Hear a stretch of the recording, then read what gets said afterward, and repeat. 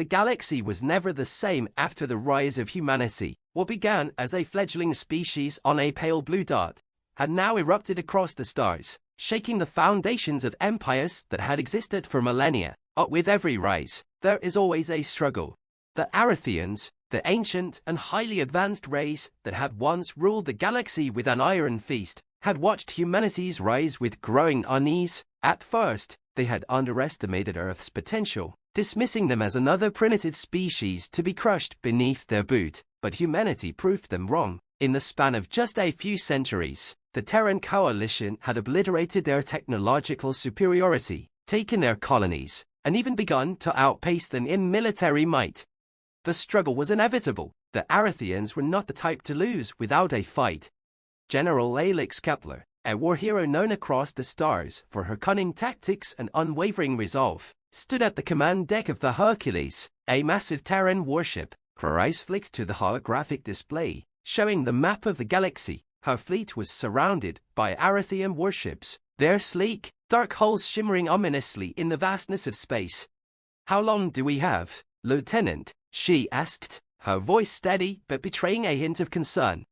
Lieutenant Mia Sundar, her most trusted officers, tapped a few commands on her console. 2 hours, General. The enemy is closing in. They're preparing to launch a full-scale assault.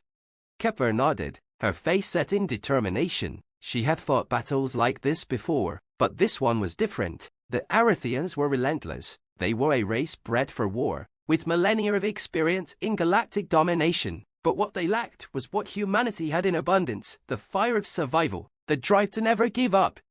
"We've come too far to let them crush us," Kepler muttered, more to herself than to anyone else. In the heart of the Terran fleet, a new weapon had been developed, a weapon that could change the course of this war. The Aegis Shield, a system of energy barriers so powerful they could withstand the force of an entire fleet's bombardment. But it was incomplete. The last piece of the technology, a rare quantum crystal, had been stolen by the Arathians in a daring raid, leaving the Terran coalition vulnerable. Now, it was up to Kepler and her team to get it back. "We're not just fighting for survival," she said, turning to her officers. "We're fighting for the future of humanity. We won't let the Arathians take that from us." With her command set, Kepler ordered a full assault. The fleet surged forward, cutting through the darkness of space like a living thing. The Hercules led the charge, her massive guns firing in synchronized bursts, tearing through Arathian ships with deadly precision. But the Arathians had their own tricks. Their ships, while not as numerous, were equipped with cloaking technology that allowed them to strike unexpectedly. On the battlefield, Alex's thoughts were sharp, calculated. She knew they couldn't win this through brute force alone. They had to outsmart the Arathians. The key to that lay in the last piece of the Aegis Shield. If they could retrieve it before the Arathians completed their assault, they would turn the tide of the war. The Hercules broke through the enemy lines, pushing deep into Arathian-controlled space. Their destination, the Arathian homeworld. There, deep within the heart of their most heavily guarded facility, lay the crystal they needed. "We make landfall in 30 minutes, Lieutenant Sundar said, bringing up the mission briefing. "Expect heavy resistance." Kepler didn't hesitate. "We're Terrans. We don't shy away from a fight."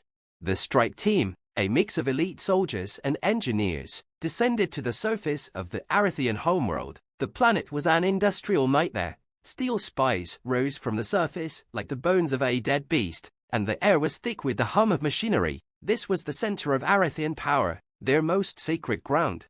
The team fought through waves of Arathian defenders, their energy shields flickering under the intensity of enemy fire. The deeper they went into the facility, the more desperate the Arathians became, realizing that humanity had come to take back what was rightfully theirs. "Clear the room," shouted Sergeant Elena Diaz as she threw a grenade into a cluster of Arathian soldiers, the explosion lighting up the dark corridor. Alex led the charge forward, moving with ruthless efficiency. In the heart of the facility, they found the quantum crystal, resting in a high-security vault, surrounded by layers of energy fields and armed guards. But the Terrans had an ace up their sleeve. "Stand back," Lieutenant Sundar said, activating a device that would disable the energy fields. With a flash, the vault door slid open, and the crystal was in their hands. "We've got it," Sundar exclaimed. Kepler looked at the crystal, a symbol of humanity's will to survive and ascend. Now, let's get it back to the fleet. The return journey was perilous, with the Arethians aware of their theft and prepared to do anything to stop them. But Kepler and her team were ready. They fought tooth and nail, pushing forward with all the strength humanity could muster. The Hercules arrived just in time to intercept the Arethian fleet, with the crystal now integrated into the Aegis shield. The Terran fleet's defense was impenetrable. As the Arethians launched their final desperate assault, their weapons simply bounced off the shield, the energy barriers humming with power.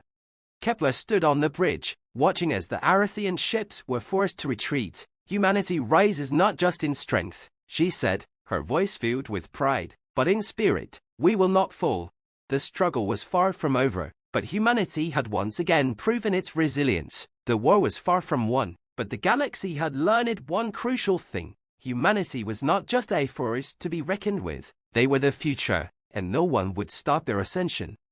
The war was far from over, and though the Terran coalition had dealt the Arethians a crushing blow, the galaxy was still on the precipice of a new and uncertain era. The Aegis shield had brought them a momentary reprieve, but humanity's enemies were multiplying, alliances shifting, a new threat emerging in the shadows. General Alex Kepler paced the command deck of the Hercules, her thoughts consumed by the growing conflict. They had secured the quantum crystal, but the Arethians weren't the only ones watching. A larger, darker force loomed, one that had been quietly observing humanity's rise, and was now ready to make its move. General, Lieutenant Sundar's voice cut through her thoughts. We've intercepted a transmission. It's from the Obsidian Collective. Kepler frowned. The Obsidian Collective was a vast network of intergalactic mercenaries, slavers, and warlords, known for their brutal tactics and unshakable loyalty to the highest bidder. They had no allegiances, only a thirst for power and profit. What do they want with us? Kepler asked, her voice cold. They've issued an ultimatum, Sundar replied, bringing up the encrypted message on the holodisplay. Surrender the Aegis shield technology and your entire fleet, or face complete annihilation. Kepler's lips curled into a grim smile. Typical. They think they can break us with threats. Let's make sure they regret it. The Aegis shield was still the key to humanity's survival, but Kepler knew the Obsidian Collective was unlike any foe they'd faced. They had an army of mercenaries, fleets of heavily armed warships, and access to some of the most advanced weapons humanity had yet to encounter. The message was clear: either give up the shield or prepare to be crushed. Gather the senior staff, Kepler ordered. We need to come up with a plan. We're not handing over the shield, and we're not backing down. A few hours later, the War Council was assembled in the briefing room. Kepler stood at the head of the table, the faces of her closest officers etched with determination and worry. We've made a name for ourselves, Kepler began, her eyes scanning the room. We've beaten the Arethians, reclaimed our technology, and shown the galaxy that humanity will not be intimidated. But now, we face a threat that seeks to end us before we can fully rise. Admiral Jackson Hale, an experienced strategist with decades of battle history, spoke up. The Obsidian Collective is not just a single enemy. They're a vast network with agents across the galaxy. They'll hit us from every direction, and their tactics are ruthless. We'll need to hit them hard, fast, and where it hurts. Sundar nodded in agreement. They'll try to isolate us, break our morale. We need to split their forces, create confusion, and force them to overextend. We can't allow them to concentrate their power against us. And we need to protect the Aegis shield at all costs, Kepler added. We can't let them take it. It's the key to our survival and their destruction. The room fell silent, as everyone understood the gravity of the situation. The Obsidian Collective was not an opponent that could be reasoned with. They were merciless and efficient, willing to do anything to secure their prize. We can't play by their rules, Kepler continued. We need to use their own tactics against them: shadow warfare, misinformation, decoys, anything to make them second to guess their moves. And most importantly, we have to show the galaxy that humanity is not to be trifled with. The plan was set into motion.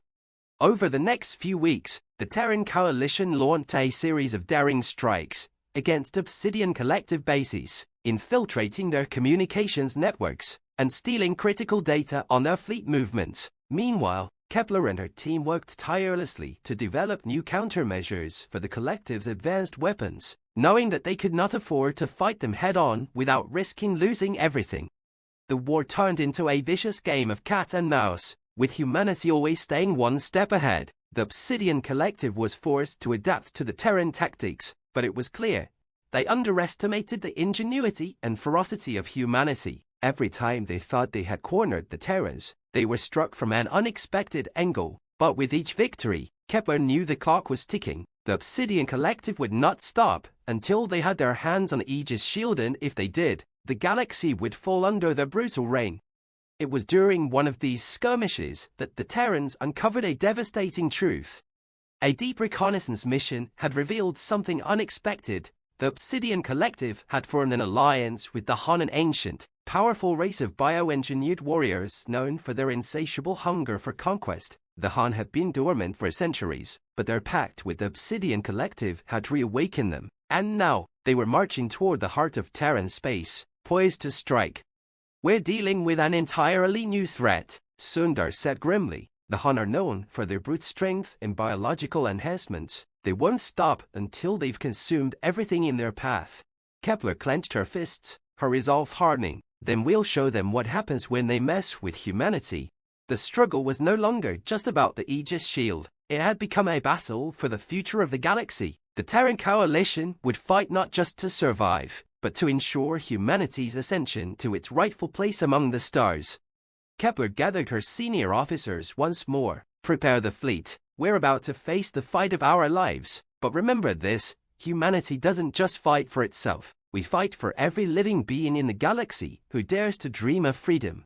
With the weight of the galaxy pressing down on them, the Terran fleet set course for the coming battle. This time, they would not just struggle to survive, they would struggle to win. And in doing so, they would show the galaxy that humanity's rise was unstoppable. The war had escalated, and the galaxy had shifted from uneasy peace to all-out chaos. The Obsidian Collective, with their new alliance with the Han, was not just a threat to humanity, it was a threat to all sentient life in the galaxy. Kepler knew that the Terran coalition couldn't stand alone forever. The time had come to forge alliances with races who had once been neutral or, worse, enemies. But first, they had to survive the next wave of attacks.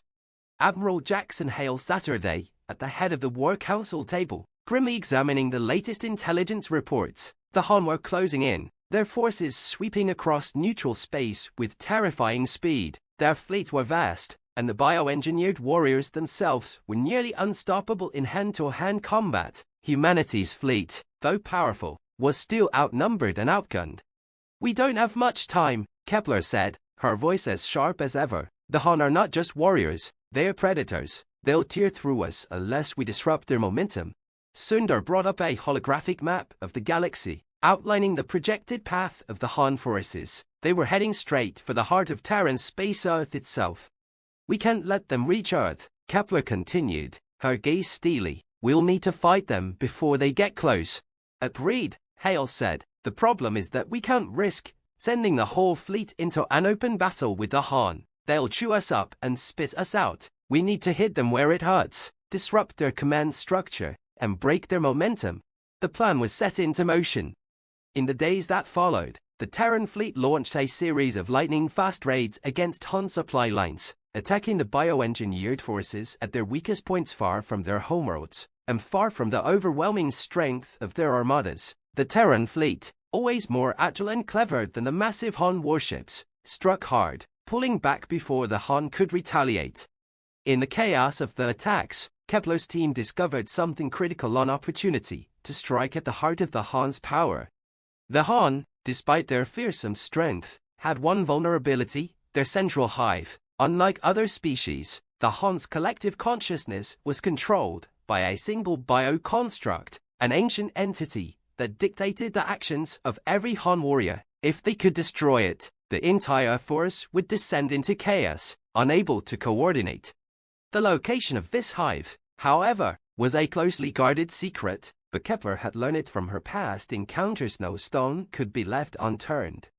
"Lieutenant Sundar," Kepler said as she paced the command deck, her mind racing, "I need every piece of intel we can get on Han bioengineering. We need to find out where their hive is located.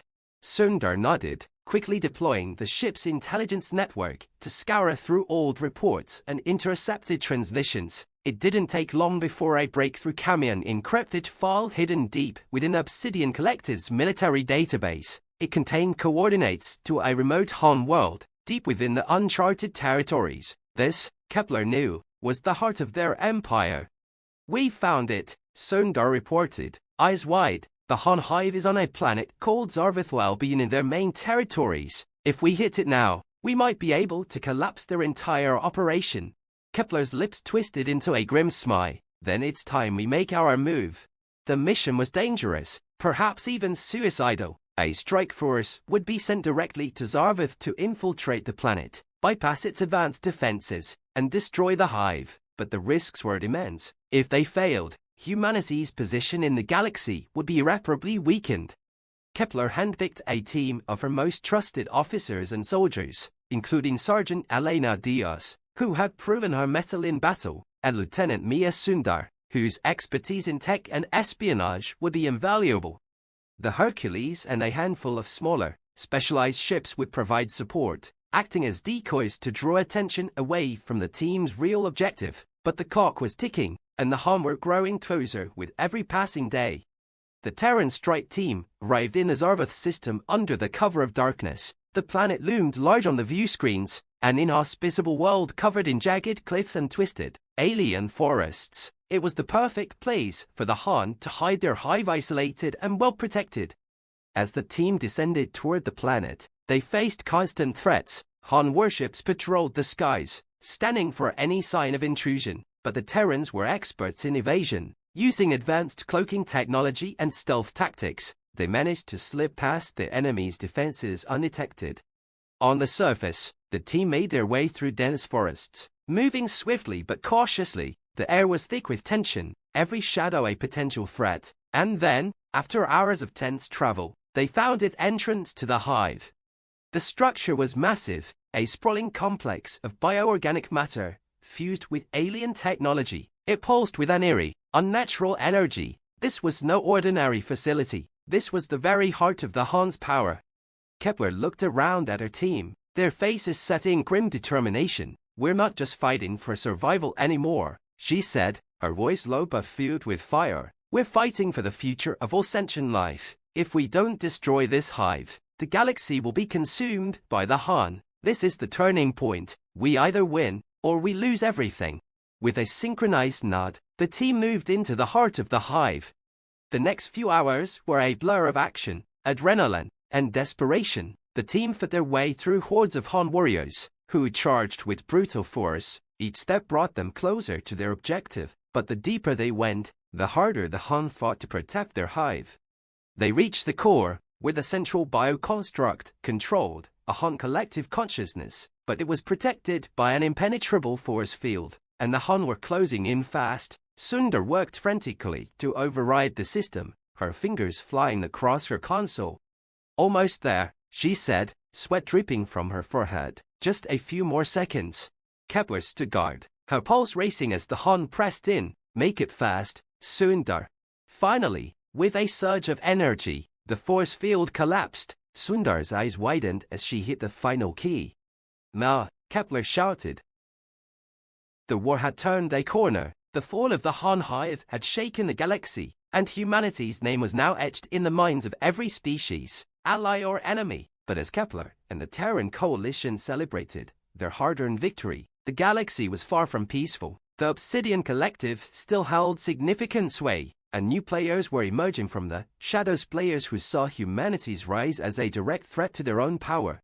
Kepler leaned over the War Council table, her eyes scanning the holographic star map. The war was far from won, but the Terrans had gained a crucial foothold. They had fractured the Han's unity, thrown the Obsidian Collective into disarray, and gained valuable allies in races that had once feared them. However, a new threat loomed on the horizon, only that none of them had seen coming. A new alliance of shadows.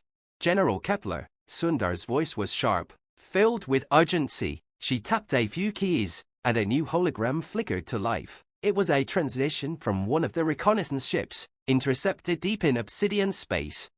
Kepler stared at the image, a vast, armored fleet, far beyond the size of anything humanity had faced before. But what caught her attention wasn't the fleet, it was the emblem that adorned the lead ship, a symbol of 3 intertwined rings, representing an alliance between the Obsidian Collective, the remnants of the Han, and another powerful race. Sundar didn't need to say it, Kepler knew what this meant. They've united, Kepler muttered under her breath, an alliance of our enemies, a coalition of darkness. We've never seen anything like this, Sundar said. They're forming an armada, bigger than any force we've ever faced, and they're heading this way.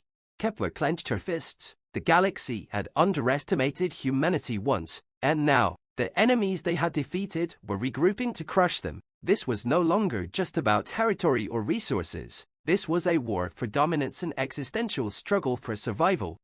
A call to arms. We can't face this alone, Kepler said, turning to her war council. We need to form an alliance that will strike before they can unleash this new armada. It's time to rally those who would stand with us, before the coalition becomes an unstoppable force.